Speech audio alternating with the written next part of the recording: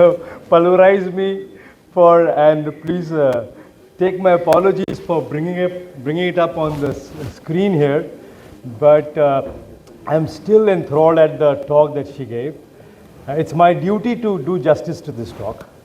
I still think it's an important talk, and I still think that we can unpack a lot of things from here. Let's see if we can make some sense from this talk. So thank you very much, first of all, for giving me this opportunity.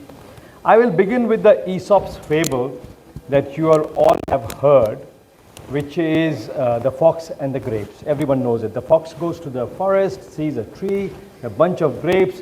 It leaps and it doesn't find it, and it goes away saying, the grapes are sour.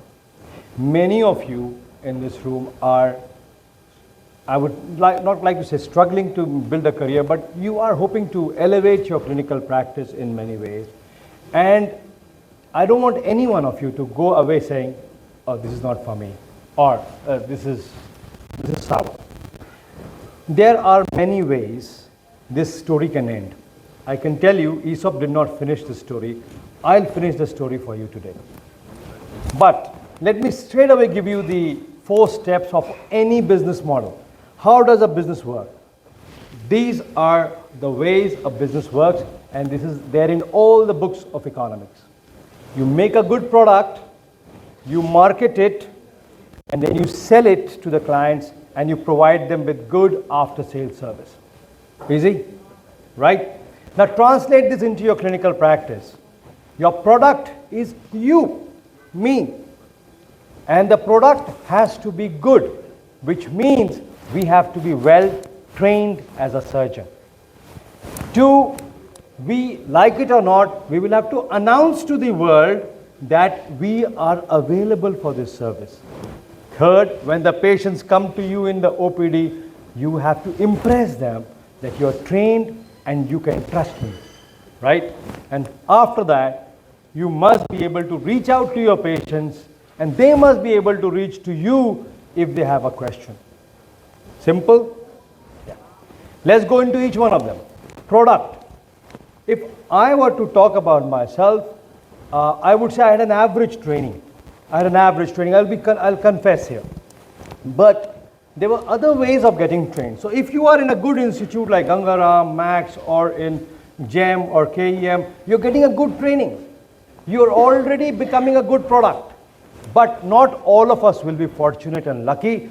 We may need a mentor alternatively. If you take a good mentor, I guarantee you, you will come out as a good product. 3rd, if you cannot have these 2 things, go for fellowships. I know for a fact people who have done fellowships from India and abroad, when they come, they have an edge over other people. As a product, they speak better, they operate better, they decide better. And finally, if nothing works, go for observership. Every year I take a 2-week off and go to a center of excellence where I spend time with the surgeons to see how they operate. It works, it helps me. And finally, I would say, while you're getting trained and you're becoming a good product, remember 3 more things, 3 small tips to you. Always be in publication and research, because that's your edge. That is what will make you a thinking surgeon. If you are publishing, if you are part of a research, alone or together, you will have an edge. 2nd, try to fine-tune yourself into a narrow spectrum. You're not a general surgeon. There's nothing wrong in being a general surgeon, but you must be a general surgeon with a specific interest. That is what is going to elevate your game. Maybe you are a hernia surgeon. Maybe you're recognized for bariatric skills. Maybe you're recognized for your proctologic skills. Fine-tune yourself. And finally, do difficult work. If you stay in your comfort zone and you do not do difficult work, you probably would not have that edge. It's all right if you make a choice. But if you can do these 3 things, research, narrow spectrum, difficult work, you have an edge. There's a great Heineken ad which says, no amount of advertising can do as much as 1 sip. And I don't know if you can see it in the bottom. The tagline is, when you make a great beer, you don't make a great fuss. So if your product is good, you're selling. In my own life, in my own experience, I did a few things as academics, but 2 academic things really have prepared me. One was a multi-center trial on weight regain, which me, my friend Sumit, Kamal, and Pallavi, and the entire country's pediatric surgeons, including many big names, such as Dr. Pradeep Chaube's team, all of us pooled in our data, and we brought this weight regain after bariatric surgery paper, which is cited more than 300 times. So that's great. And then we edited this book, Dr. Deepraj, Dr. Pallavi, and myself, Newer Concepts and Proceedings, sold so many. These are things which will propel you. These are difficult things you're doing. You're doing a part of publication and research. It will definitely fine-tune you. It will definitely elevate your game. I have taken the liberty of putting in some star players here. I like the way they operate. I like the way they publish. I like the way they present. And I think these are people who are already to watch for. Just do what they're doing. Second is marketing after the product. The content, which is the product, is king, but marketing is queen, and the queen runs the household. Whether we like it or not, please accept in today's world and age, I do not like it personally, but we have to be part of this game by marketing ourselves. Number one, if you're part of a great institute, you don't have to do any marketing. They are doing it for you. If you're part of an Apollo Institute, you are not doing any marketing. They are doing it for you. But most of us are not that lucky. Therefore, we have to have our patients speaking for us, which is the word of mouth, the best way possible. Cheap, effective, to the point. Whereas, the third thing which I have written here is digital. If you are in a digital age and you're not digitally sensitive, you're probably digitalized. Okay? So please get your act together. Do not move away from reality. You have to have a digital presence. I have tried Facebook, Instagram, website, blog, YouTube, Google AdWords. And I can tell you of these things right now, Google Ads and Insta works. In the sense, people see that you are around and whatever you're doing, you can show. I am very unhappy when I see boasting, bragging. You can make out. It's very easy. If you're put in a picture, posting in a WhatsApp group, and you show 5 or 6 pictures of a procedure that you've done, and you have your name as a watermark there, that's not a good way of marketing. That's bad. It has to be subtle. It has to be far more with good intent. So I'm just trying to tell you exactly things as they are. The fun thing that I have done, it has helped me, is my YouTube channel. And I can tell you, if you maintain a YouTube channel and you do your work with the intention of sharing with colleagues who will see it and appreciate your work, or it will benefit them, that intention itself passes on, and you will have a good market, to say. It's a bad word to use, but that's what it is. Apart from that, be locally relevant in your own city, in your own community, in your own campus. If people do not know you as a good surgeon, I mean, what's the point in practicing in Calcutta and being known in Ludhiana that you are a good surgeon? You have to be locally relevant. So do awareness meetings in your own places.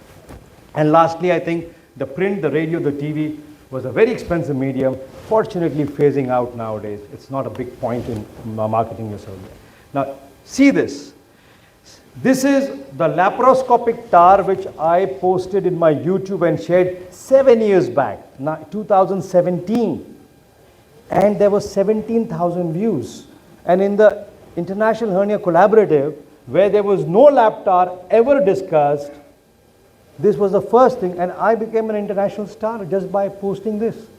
People across the globe knew, look, okay, this guy does it. And when I went to the US for their meetings, they knew me.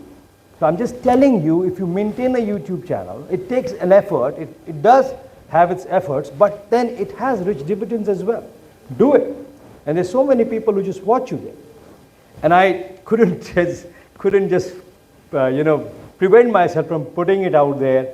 My friend Mohit, I know him from 2009 when he was struggling, and I realized by talking to him, every time I would meet him, he had more and more ideas about marketing.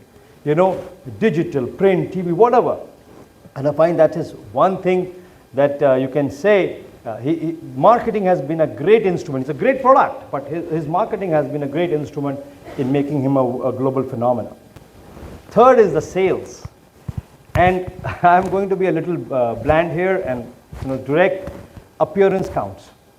If you're a well-dressed, well-kempt person in your OPD, you will definitely be better than somebody who is great at the work but shabby in dressing. Okay? Simple as that. And if you have communication skills, it will work. Just these two gentlemen and lady, you can see out here, it speaks. If you've seen Grey's Anatomy, you know what I'm talking about. When they speak with that face, everybody listens. You are ready to trust them. So appearance, communication skills, genuineness and honesty is definitely going to be your weapon in your OPD. Use it. I have taken the liberty of putting in these two people's faces who are pretty faces. They are honest, they're genuine. When you talk to them, you can find that they have communication skills. They can impress you. You know, I am genuine. I will take care of it. And finally, the after-sales service.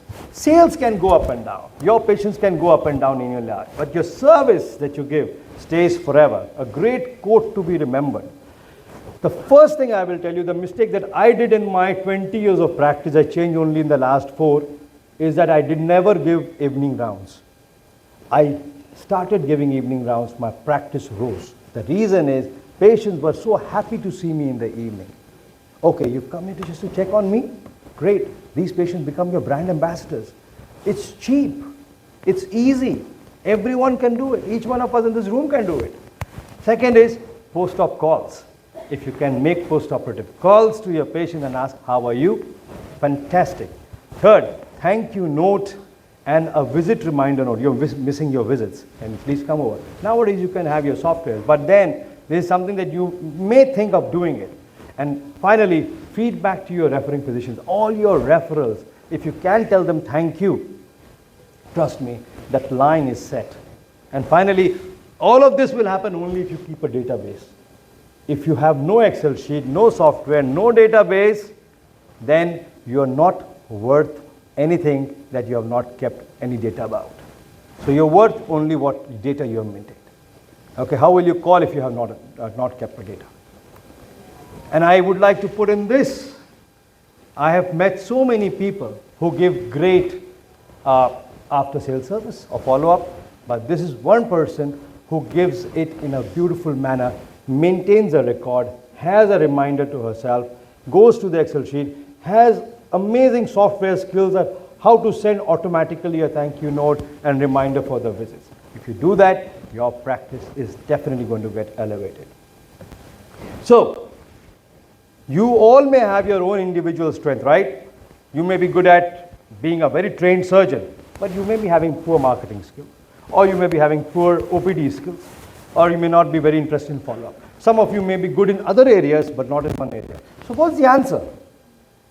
Build a team. Compensate for your weakness.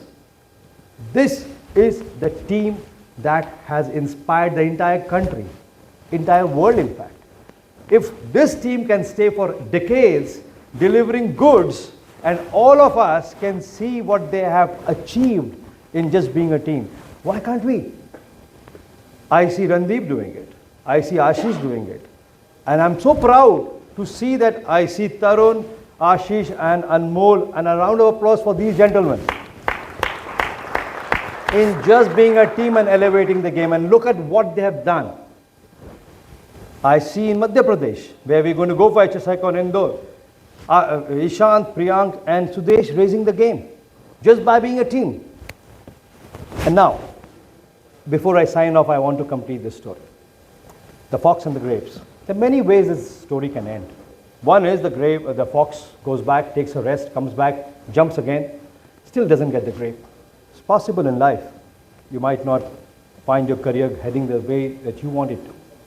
It's also possible that you go, get trained, become more athletic, come back and jump on that same tree, and you might get the grapes. And if you get the grapes, there are two things that can happen. One, you might find it sweet, depending on your nature and attitude and personality. Or you may say,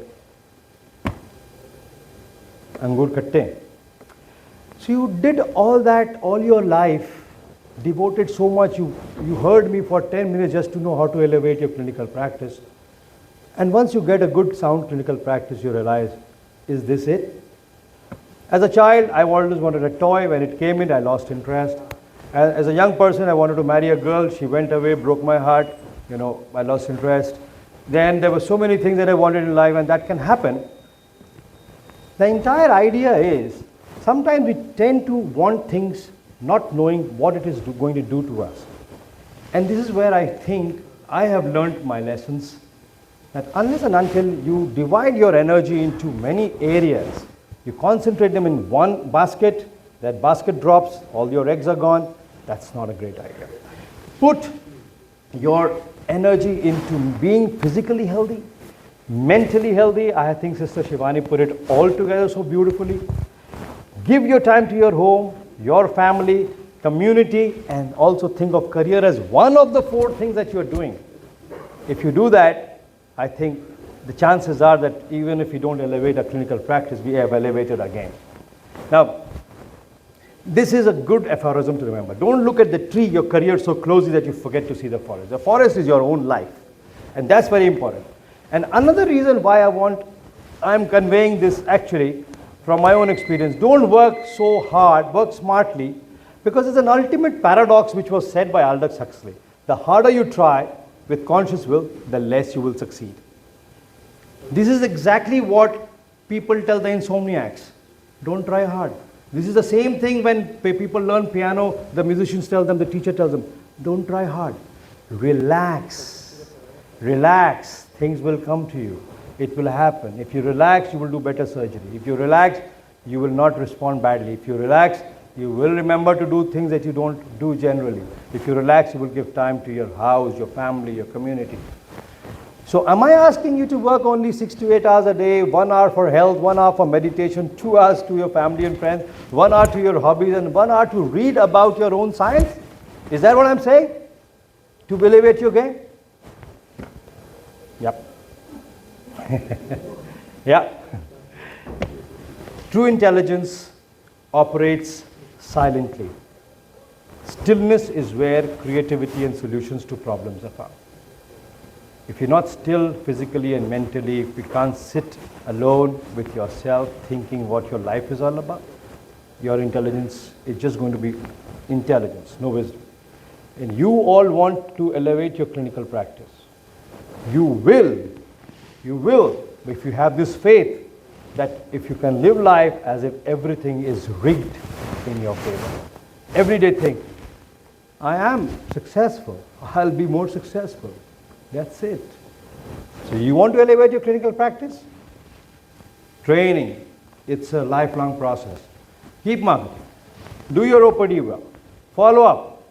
But if you really want to elevate your clinical practice and maybe your life, elevate your mind. Thank you very much.